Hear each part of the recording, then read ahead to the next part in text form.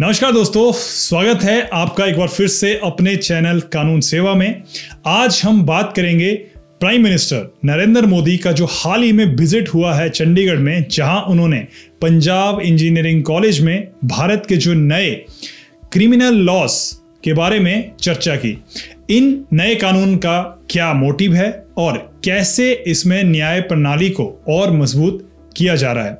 इस वीडियो में हम आपको इन कानून के बारे में बहुत इजी तरीके से समझाने की कोशिश करेंगे और बताएंगे कि ये आपके जीवन में कैसे इंपॉर्टेंस रोल प्ले करते हैं। तो चलिए शुरू करते हैं आज की वीडियो।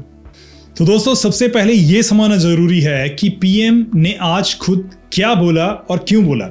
उन्होंने एक चीज बहुत क्लियर बोली कि जो नए कानून हैं, ये तीनों के तीनों कानून जो न्याय प्रणाली को और प्रभावी बना सकते हैं।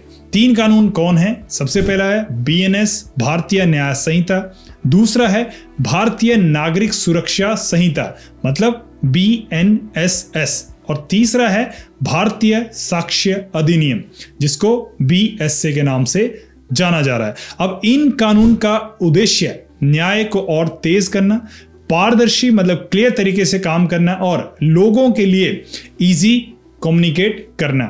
अब हम इन्हें एक एक करके बहुत डिटेल में समझने की कोशिश करते हैं।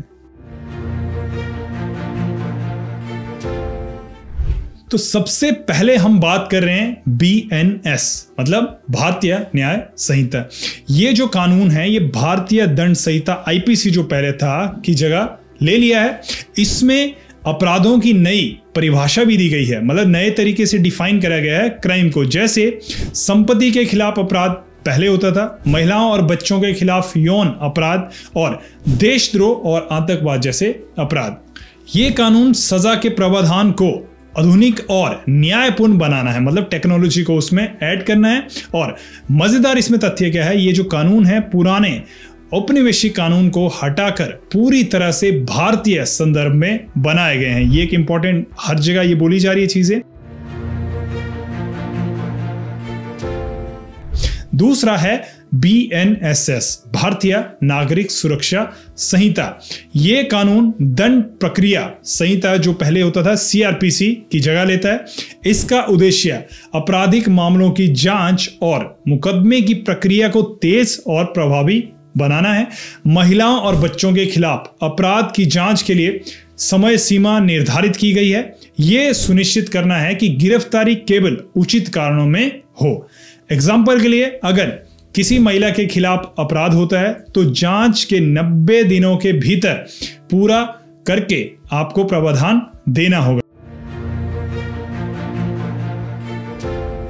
और तीसरी जो चीज इंपॉर्टेंट है, भारतीय साक्ष्य अधिनियम मतलब बीएसए। ये कानून इंडियन एविडेंस एक्ट को अपडेट करता है और इसमें डिजिटल सबूत जो एविडेंस होता है उनको एक्सेप्टेंस दी गई है, मतलब अब मान्यता उनको भी है। अब अदालत में ईमेल, व्हाट्सएप चैट और अन्य डिजिटल सुविधा के साथ साथ सबूत पेश किए जा सकते हैं। इससे साइबर अपराध और डिजिटल लेन देन से जुड़े मामलों में न्याय प्रणाली और अधिक प्रभावी बनेगी। अब इसकी इंपॉर्टेंस क्या है, मतलब इसका महत्व क्या है? यह कानून आधुनिक तकनीक के अनुरूप है, मतलब लेटेस्ट जितनी भी टेक्नोलॉजीज हैं वो भी इसमें ऐड कर दी गई हैं। तो अब बात करते हैं कि जनता के लिए क्या बदलने वाला है। अब कानून भी नए आ गए, इन कानूनों का असर हर भारतीय नागरिक पर होगा। कैसे?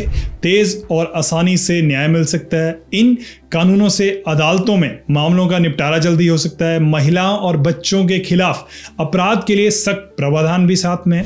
डिजिटल सबूतों की मान्यता कर दी गई है। अब डिजिटल सबूत को कानूनी मान्यता मिलेगी जिससे साइबर अपराधों में अच्छा न्याय मिल सकता है। और तीसरा, अब जो बोला जा रहा है इसमें कि पहले जो आईपीसी था, सीआरपीसी था, ये अंग्रेजों के जमाने का था, तो अब थोड़ा सा ऐसा लग रहा है कि ये इंडिया के अपने या भारत के अपने बनाए हुए सारे के सारे कानून हैं।